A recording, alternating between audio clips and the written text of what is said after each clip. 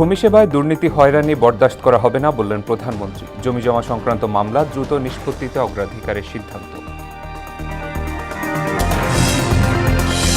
দেশব্যাপী mini cold storage তৈরি করবে সরকার। বাজেটে কৃষি খাতে বরাদ্দ বাড়ানোর তাগিদ কৃষিবিদদের। গুরুত্ব পাবে শিক্ষা খাত, বলছে জামায়াত।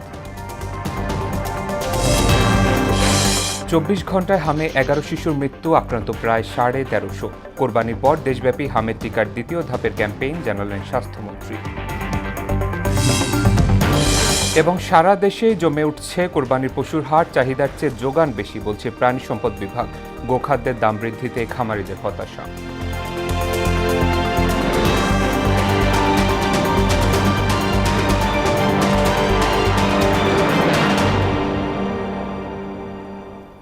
আসসালামু আলাইকুম। মোহনা সংবাদে সবাইকে স্বাগত। এতক্ষণ শুনছিলেন শিরোনাম। পুরো সংবাদ জুড়ে সঙ্গে আছি শেখ সাব্বির হোসেন। হয়রানিমুক্ত, প্রযুক্তি নির্ভর এবং নাগরিক বান্ধব ভূমি ব্যবস্থা গড়ে তোলার অঙ্গীকার করলেন প্রধানমন্ত্রী তারেক রহমান। সকালে ভূমি সেবা মেলার উদ্বোধন অনুষ্ঠানে তিনি বলেন, দেশের প্রতিটি জেলায় এই সেবা চালু রয়েছে, যা পর্যায়ক্রমে ইউনিয়ন পর্যন্ত নিয়ে যাওয়া হবে। বিভিন্ন পর্যায়ের আদালতে দেওয়ানি, ফৌজদারি মিলিয়ে 47 লাখ মামলার মধ্যে জমিজমা সংক্রান্ত জটিলতাই বেশি। এসব মামলা দ্রুত নিষ্পত্তিতে অগ্রাধিকার দেওয়া হচ্ছে বলেও জানান সরকার প্রধান। তানজিদ ভুঁইয়ার প্রতিবেদন। 2021 থেকে 19 মে সারা দেশে শুরু হয়েছে 3 দিনের ভূমি সেবা মেলা। এবারের প্রতিপাদ্য জনবান্ধব অটোমেটেড ভূমি ব্যবস্থাপনা, নিরাপদ ভূমি এবং সমৃদ্ধ ভবিষ্যৎ। রাজধানীর তেজগাঁওয়ে ভূমি ভবনে এই মেলার উদ্বোধন করেন প্রধানমন্ত্রী তারেক রহমান। আনুষ্ঠানিকভাবে আমি এই মেলার শুভ উদ্বোধন ঘোষণা করছি। ধন্যবাদ মাননীয় প্রধানমন্ত্রী। বক্তব্যে তিনি বলেন, প্রযুক্তিগত সহায়তায় ভূমির তথ্য হালনাগাদ, খাজনা প্রদান এবং ভূমির মালিকানা সুষ্ঠুভাবে পরিবর্তনের সুযোগ থাকায় সেবার মান আরও বাড়বে। প্রযুক্তিগত উন্নয়নের সাথে সাথে ভূমি ব্যবস্থাপনাও আধুনিকরণ হয়েছে। সেবা গ্রহীতাগণ নিজের জমিজমা সংক্রান্ত বিষয়গুলি বর্তমানে ঘরে বসেই অনলাইনে সম্পন্ন করতে সুযোগ পাচ্ছেন। নির্বাচনী ইশতেহার অনুযায়ী ভূমি সেবার আধুনিকায়নে সরকার কাজ করছে বলে জানান প্রধানমন্ত্রী। তিনি বলেন, ভূমি সংক্রান্ত বিরোধ দ্রুত নিষ্পত্তিতে জোর দেওয়া হচ্ছে। পর্যায়ক্রমে একের পর এক নির্বাচনী ইশতেহারের প্রতিটি দফা বাস্তবায়নের মাধ্যমে জনগণের কাছে দেওয়া ওয়াদা পূরণের রাজনীতিকে এগিয়ে নিয়ে যাবার চেষ্টা করছে। প্রচলিত আদালতের বাইরেও জমিজমা সংক্রান্ত বিরোধ নিষ্পত্তির জন্য গ্রাম আদালত কিংবা অল্টারনেটিভ ডিসপিউট রেজুলেশন এডিআর অর্থাৎ বিকল্প বিরোধ নিষ্পত্তির মতন আইনানুগ ব্যবস্থার মাধ্যমে অবলম্বনের দিকেও জোর দেওয়া জরুরি বলে আমরা মনে করি। মানুষ দীর্ঘ সময় ফেসিবাদের নির্যাতনের শিকার হয়েছে জানিয়ে বিএনপি সরকার জনগণের কাছে দায়বদ্ধ বলে মন্তব্য করেন তিনি। দীর্ঘ 1.5 দশকেরও বেশি সময় ধরে ফ্যাসিবাদ শাসন শোষণের জাতাকলে পৃষ্ঠ দেশের জনগণ বর্তমানে রাষ্ট্র এবং রাজনীতিতে তাদের অধিকারের প্রতিফলন দেখতে চায়। জমি ব্যবস্থাপনাকে হয়রানি ও দুর্নীতিমুক্ত করার অঙ্গীকার নিয়ে জনগণের দোরগোড়ায় রাষ্ট্রীয় সেবা পৌঁছে দিতে বর্তমান সরকার কাজ করছে। সরকার প্রধান বলেন, হয়রানিমুক্ত ভূমি সেবার মাধ্যমে টেকসই নাগরিক সেবা নিশ্চিত করা সম্ভব। আধুনিক রাষ্ট্র গঠনেও এই সেবার আধুনিকায়ন জরুরি। একটি হয়রানিমুক্ত, প্রযুক্তি নির্ভর এবং নাগরিক বান্ধব ভূমি ব্যবস্থা প্রতিষ্ঠা করা, যা দেশের টেকসই উন্নয়নকে আরো ত্বরান্বিত করবে। তানজিদ ভুঁইয়া, মোহনা সংবাদ, ঢাকা। পদ কার্যকর। কৃষকের উৎপাদিত শস্যের ন্যায্য মূল্য নিশ্চিতে দেশে 1000-এরও বেশি মিনি কোল্ড স্টোরেজ তৈরি করা হবে বলে জানিয়েছেন কৃষিমন্ত্রী মোহাম্মদ আমিনুর রশিদ। বিকেলে কৃষির টেকসই উন্নয়ন শীর্ষক সেমিনারে তিনি একথা বলেন। এ সময় ব্যবস্থাপনার অভাবে দেশের কৃষি ক্ষতির মুখে পড়ছে বলে উল্লেখ করেন মৎস্য ও প্রাণী সম্পদ প্রতিমন্ত্রী সুলতান সালাউদ্দিন টুকু। আর কৃষি অর্থনীতিবিদদের দাবি, জাতীয় বাজেটে কৃষি খাতে বরাদ্দ বাড়ানোর। বিস্তারিত বিজন কুমারের প্রতিবেদনে। হাতে রয়েছে আর মাত্র কিছুদিন। আগামী মাসেই পেশ করা হবে 2026-27 অর্থ বছরের জাতীয় বাজেট। আসন্ন বাজেটে গত বছরের তুলনায় 3.6% বেশি বাজেট ধরার প্রত্যাশা ব্যক্ত করেছে কৃষি অর্থনীতিবিদ সমিতি। বিকেলে নগরীর কৃষি গবেষণা কাউন্সিল মিলনায়তনে আসন্ন বাজেট ও কৃষির টেকসই উন্নয়ন শীর্ষক সেমিনারে কথা জানান কৃষি অর্থনীতিবিদরা। পাশাপাশি প্রান্তিক কৃষকদের সুরক্ষা, আধুনিক প্রযুক্তির ব্যবহার সহ কৃষিকে জলবায়ু সহনশীল করতে দীর্ঘমেয়াদী পরিকল্পনার দাবিও তোলেন। তো কৃষক কার্ডের 10টি সুবিধার কথা বলা হয়েছে। যদি আমরা এই সুবিধাগুলি দিতে গেলে অবশ্যই এই সুবিধাগুলি কৃষকের কাছে পৌঁছাতে গেলে আমাদের বাজেটে বরাদ্দ রাখতে হবে। 9,30-35,000 কোটি টাকা, এখানে আমরা চাইছি যে 9.5%।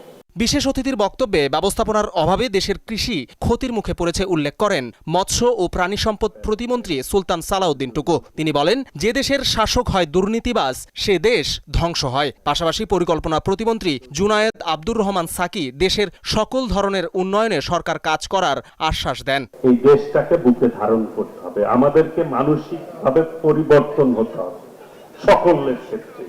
একটা ভঙ্গুরতা, আমরা তো একটা ভঙ্গুর অর্থনীতি পেয়েছি, সেখান থেকে আমরা একটা সমৃদ্ধির দিকে যেতে চাই।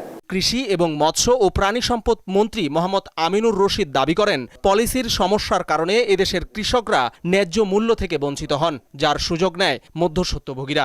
সবাই আমরা শুধু কমপ্লেন করে যাই, মধ্যস্বত্বভোগীর জন্য কৃষক তার ন্যায্য দাম পায় না। আসলে পলিসিটাই এমন ভাবে সেট করা, মধ্যস্বত্বভোগীর বাইরে গিয়ে কৃষক ধান বিক্রি করা সম্ভব হচ্ছে না।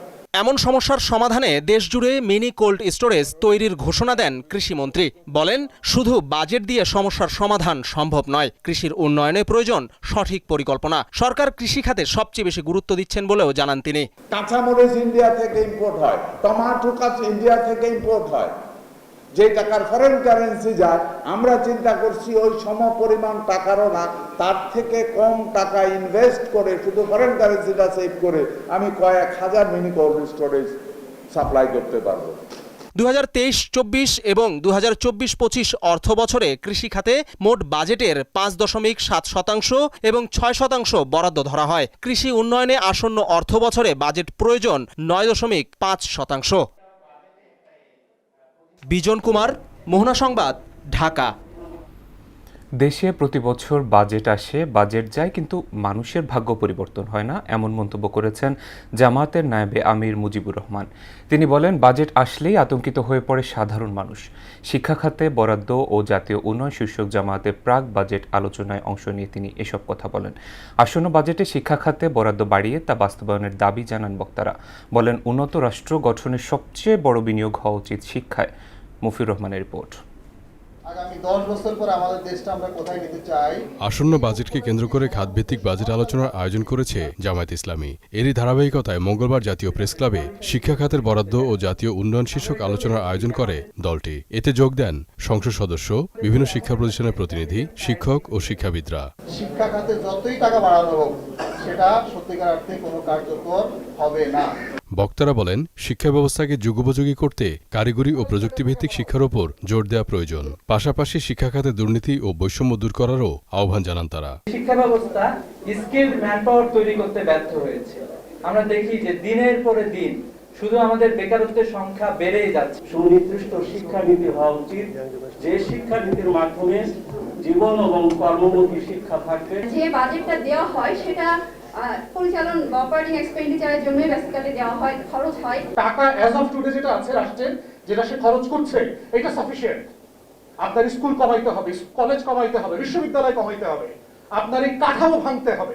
জাতীয় উন্নয়ন নিশ্চিত করতে হলে শিক্ষাকে সর্বোচ্চ অগ্রাধিকার দিতে হবে। শুধু অবকাঠামো নয়, গবেষণা, প্রযুক্তি ও দক্ষ মানব সম্পদ তৈরিতেও বিনিয়োগ বাড়াতে হবে। আজকে বাজেট আসা মানেই জনগণ দ্রব্যমূল্য বৃদ্ধির কারণে পেরেশান হয়ে যাচ্ছে। এজন্য কৃষকের বাজেট, শ্রমিকের বাজেট, শিক্ষকের বাজেট, সব বাজেটকে যদি আমরা অ্যানালাইসিস করি, তাহলে আমাদেরকে দেখতে হবে জনগণের কল্যাণের জন্য কতটুকু কি করা যায়, এটাই আমাদেরকে দেখতে হবে।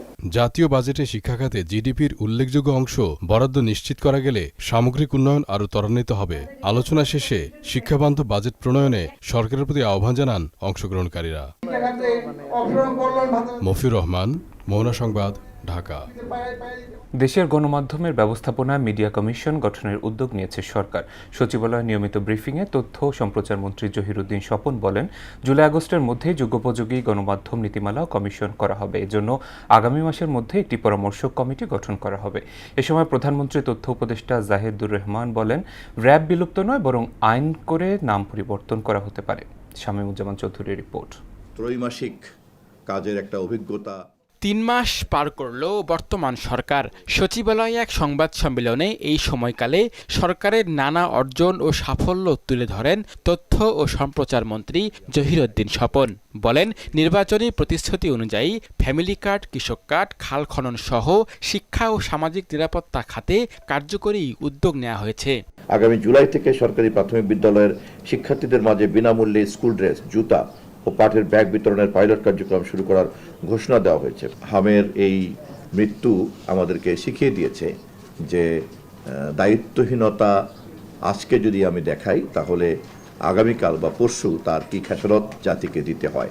গণমাধ্যমকে শৃঙ্খলার মধ্যে আনতে কমিশন গঠনের কথা উল্লেখ করে তিনি বলেন, এ বিষয়ে জুনের মধ্যেই পরামর্শ কমিটি করা হবে। আমরা সকলেই একমত যে গণমাধ্যম ব্যবস্থাপনার ক্ষেত্রে একটা অরাজকতা বিরাজ করছে। জুন মাসের মধ্যেই আমরা একটা পরামর্শ কমিটি গঠন করে একটা খসড়া প্রস্তাব সরকারের কাছে গণমাধ্যম কমিশন গঠন করার লক্ষ্যে আমরা হাজির করব। আর অপসাংবাদিকতার বিরুদ্ধে সরকার কি ব্যবস্থা নিচ্ছে এমন প্রশ্নে প্রধানমন্ত্রীর তথ্য উপদেষ্টা জাহিদ উর রহমান জানান, আইন অনুযায়ী পদক্ষেপ নেওয়া হবে। শেখ হাসিনার বিচার প্রক্রিয়া নিয়েও কথা বলেন তিনি। শেখ হাসিনার প্রতি আমাদের ইনসাফ থাকবে। শেখ হাসিনা যদি আসে বাংলাদেশে ফেরত, তাকে কোনো এক্সট্রা জুডিশিয়াল কিছু আমরা আসলে করব না। আমাদের কাছে প্রতিজ্ঞা কি, আমরা জুডিশিয়ালি করব। ওনার বিচার হয়েছে, ওনাকে ডিফেন্ড করতে আবার দেওয়া হবে, তাতে তার মৃত্যুদণ্ডাদেশ যদি তিনি মুক্তি পান, টেকনিক্যালি বলছি, সেটা আমরা মানব। আর যদি না হয় সেটা কার্যকর হবে। র্যাবের বিলুপ্তি চাওয়া বিএনপি এখন কেন এলিট ফোর্সটিকে বহাল রাখতে চায় তারও ব্যাখ্যা দেন তথ্য উপদেষ্টা। র্যাবের সমালোচনা যদি সরিয়ে রাখি, আমরা দেখব র্যাব অত্যন্ত কেপেবল ভাবে নানা ধরনের সন্ত্রাস তারা মোকাবেলা করতে পেরেছে। একটা এলিট ফোর্স থাকবে, সেটা র্যাব নামে হোক বা ভিন্ন নামে, এবং ওয়েল ডিফাইন্ড আইন থাকবে। ফলে আগের যে ঝুঁকিগুলো আছে সেগুলো থাকবে না। আগামী 16 ডিসেম্বর হযরত শাহজালাল আন্তর্জাতিক বিমানবন্দরের 3rd টার্মিনাল উদ্বোধন করা হবে বলে জানানো হয় ব্রিফিংয়ে। হযরত শাহজালাল আন্তর্জাতিক বিমানবন্দরের 3য় টার্মিনাল দ্রুত চালুর উদ্যোগ নেওয়া হয়েছে। শামীমুজ্জামান চৌধুরী, মহানা সংবাদ, ঢাকা। সারা দেশে গেল 24 ঘন্টায় হামুয়ের উপসর্গে আরও 11 জনের মৃত্যু হয়েছে। পাশাপাশি একই সময় নতুন করে 1337 জনের শরীরে হামুয়ের উপসর্গ পাওয়া গেছে। মঙ্গলবার স্বাস্থ্য অধিদপ্তরের নিয়মিত প্রতিবেদনে এ তথ্য জানানো হয়েছে।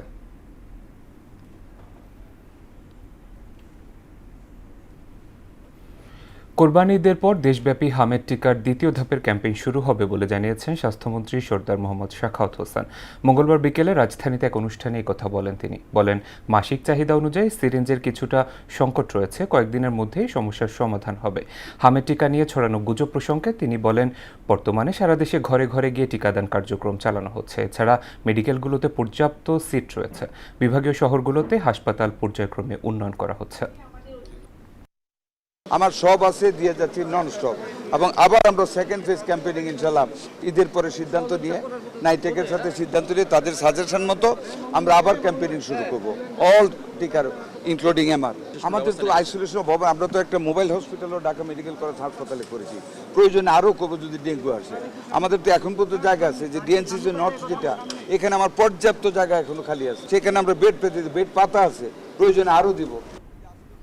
ফায়ার সার্ভিস সদস্যদের সুযোগ সুবিধা বাড়াতে সরকার কাজ করছে জানিয়ে স্বরাষ্ট্রমন্ত্রী সালাউদ্দিন আহমেদ বলেন, ফায়ার সার্ভিসের 30,000 জনবলে উন্নীত করার বিষয়টি সরকার বিবেচনা করছে। ভূমিকম্পের আশঙ্কা আছে এমন বাস্তবতায় ফায়ার সার্ভিসের সার্বিক উন্নয়ন ও অন্যান্য বাহিনীর সাথে সমন্বয় জরুরি বলেও মন্তব্য করেন তিনি। এমদাদুল হক খানের প্রতিবেদন। নারায়ণগঞ্জের পূর্বাঞ্চলে অবস্থিত ফায়ার সার্ভিস ও সিভিল ডিফেন্স ট্রেনিং গ্রাউন্ডে ফায়ার সার্ভিস ও সিভিল ডিফেন্স সপ্তাহ, পাসিং আউট প্যারেড এবং পদক বিতরণ অনুষ্ঠানের আয়োজন করা হয়। এ সময় স্বরাষ্ট্রমন্ত্রীকে গার্ড অব অনার দেন ফায়ার সার্ভিস কর্মীরা। এদিন পাসিং আউট করে বাহিনীতে যুক্ত হয়েছেন 2,500 সদস্য। তাদের মধ্যে বুনিয়াদী 9 জনকে পদক পরিয়ে দেন মন্ত্রী। এছাড়া কৃতিত্বপূর্ণ অবদানের স্বীকৃতি হিসাবে 20 জনকে সম্মাননা দেওয়া হয়। অনুষ্ঠানে স্বরাষ্ট্রমন্ত্রী বলেন, সব দুর্যোগে বিপদে মানুষের পাশে ছুটে যায় ফায়ার সার্ভিস সদস্যরা। তাই তাদের আন্তর্জাতিক মানের প্রশিক্ষণ, জনবল বৃদ্ধি ও সুযোগ সুবিধা বাড়াতে কাজ করছে সরকার। প্রত্যেক সদস্য যে কোনো দুর্যোগ, দুর্ঘটনা ও সংকটময় মুহূর্তে সাধারণ জনগণের জান মাল রক্ষায় নিজেদের জীবনের ঝুঁকি নিয়ে কাজ করে। স্বরাষ্ট্রমন্ত্রী বলেন, ফায়ার সার্ভিসের 30,000 জনবল উন্নীত করার বিষয়টি বিবেচনা করছে সরকার। এই বাহিনীর ফায়ার স্টেশনের সংখ্যা বৃদ্ধি এবং পরিকল্পনা অনুযায়ী সদস্য সংখ্যা 30,000-এর অধিক করার জন্য ফায়ার সার্ভিসের অর্গানোগ্রাম পুনর্গঠনের প্রস্তাবও বিবেচনাধীন রয়েছে। 20টি ফায়ার স্টেশন নির্মাণ প্রকল্প বাস্তবায়নে কাজ করছে জানিয়ে তিনি বলেন, সংস্থাটির জন্য 100টি অ্যাম্বুলেন্স সংগ্রহ করা হচ্ছে। আমরা ফায়ার সার্ভিসের সক্ষমতা ও সামর্থ্য বৃদ্ধিতে জোর দিচ্ছি। ইতিমধ্যে 20টি ফায়ার স্টেশন নির্মাণ ও পুনর্নির্মাণের প্রকল্প বাস্তবায়নের কাজ চলমান রয়েছে। ফায়ার সার্ভিস কর্মীদের আবাসন সংকট নিরসনে মিরপুর ও সদরঘাটে 2টি ভবন নির্মাণ কাজ শেষ পর্যায়ে বলেও জানান স্বরাষ্ট্রমন্ত্রী।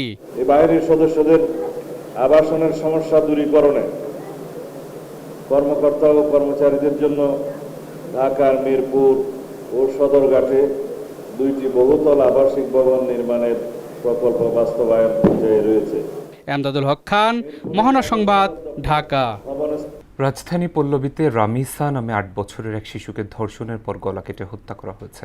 এ ঘটনায় 2 জনকে আটক করেছে পুলিশ। নিহতের স্বজনরা জানান, রামিসাকে বাসায় রেখে ছাদে যান তার মা। সেখান থেকে ফিরে আর পাননি। খোঁজাখুঁজির এক পর্যায়ে পাশের ফ্ল্যাট থেকে রামিসার চিৎকার শোনা যায়। পরে প্রতিবেশীদের সহযোগিতায় রামিসার গলাকাটা লাশ উদ্ধার করা হয়।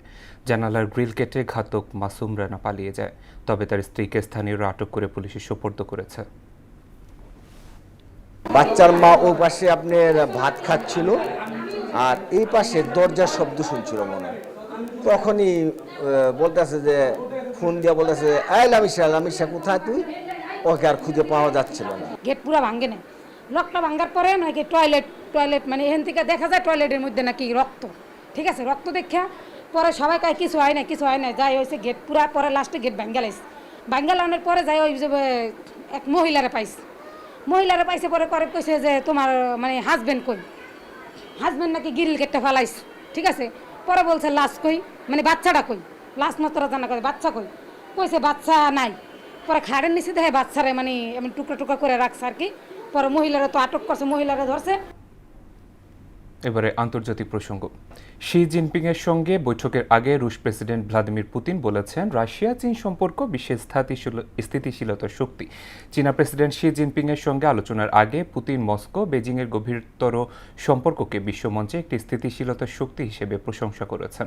মঙ্গলবার থেকে শুরু হতে যাওয়া 2 দিনের চীন সফরের আগে এক ভাষণে পুতিন বলেন, মস্কো বেজিং অন্য কোনো দেশের বিরুদ্ধে জোট বাঁধতে চায় না, বরং শান্তি ও সার্বজনীন সমৃদ্ধির জন্য একসঙ্গে কাজ করতে চায়। রুশ প্রেসিডেন্ট বলেন, এই মনোভাব নিয়েই মস্কো ও বেজিং আন্তর্জাতিক আইন ও জাতিসংঘ সনদের নীতিমালা সম্পূর্ণরূপে রক্ষা করার সমন্বিত প্রচেষ্টা চালাচ্ছে।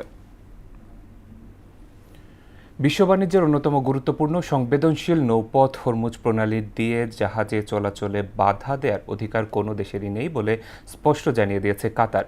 মঙ্গলবার এক বিবৃতিতে একথা জানিয়েছে দেশটির পররাষ্ট্র মন্ত্রণালয়ের মুখপাত্র মাজেদ আল আনসারি।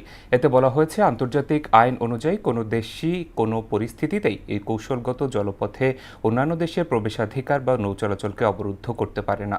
মধ্যপ্রাচ্যে চলমান চরম উত্তেজনার মধ্যে এই অঞ্চলে জ্বালানি সরবরাহ ও বাণিজ্যিক নিরাপত্তার বিষয়টি সামনে রেখে কাতারের পক্ষ থেকে এই হুঁশিয়ারি দেওয়া হলো। বিসিবি নির্বাচনের চূড়ান্ত তালিকা প্রকাশ করেছে নির্বাচন কমিশন। পূর্ব নির্ধারিত সূচি অনুযায়ী বিকাল 5টায় তালিকাটি প্রকাশ করা হয়। খসড়া তালিকায় থাকা 184 জন কাউন্সিলরের সবাই থাকছেন চূড়ান্ত তালিকায়। আপিলের মাধ্যমে বাদ পড়েননি কেউই। এই তালিকার মাধ্যমে চূড়ান্ত হয়ে গেল বিসিবি আসন্ন নির্বাচনে ভোট দেবেন 184 জন। ক্যাটাগরি 1 অর্থাৎ জেলা বিভাগীয় ক্রীড়া সংস্থা থেকে চূড়ান্ত কাউন্সিলর মনোনয়ন পেয়েছেন 66 জন। ক্যাটাগরি 2 অর্থাৎ ক্লাব ক্যাটাগরি থেকে চূড়ান্ত কাউন্সিলর মনোনয়ন পেয়েছেন 76 জন এবং ক্যাটাগরি 3 অর্থাৎ বিশেষায়িত সংস্থা ও সাবেক ক্রিকেটার ক্যাটাগরি থেকে চূড়ান্ত মনোনয়ন পেয়েছেন 42 জন। শেষ করব মোহনা সংবাদ, যাবার আগে শিরোনামগুলো আরও একবার।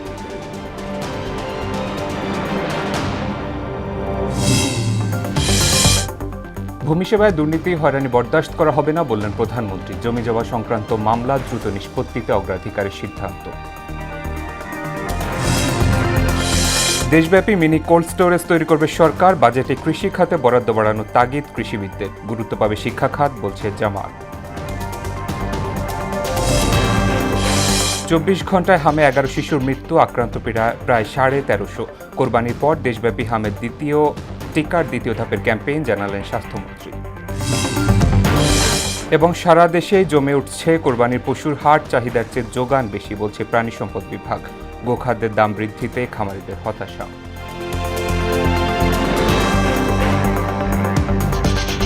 দর্শক, এই ছিল মোহনা সংবাদে। পরবর্তী সংবাদ রাত 12টায়। মোহনার সবশেষ খবর জানতে ভিজিট করুন www.mohana.tv। সংবাদ দেখতে পারেন ফেসবুক এবং ইউটিউবেও। এতক্ষণ সঙ্গে থাকার জন্য ধন্যবাদ সবাইকে।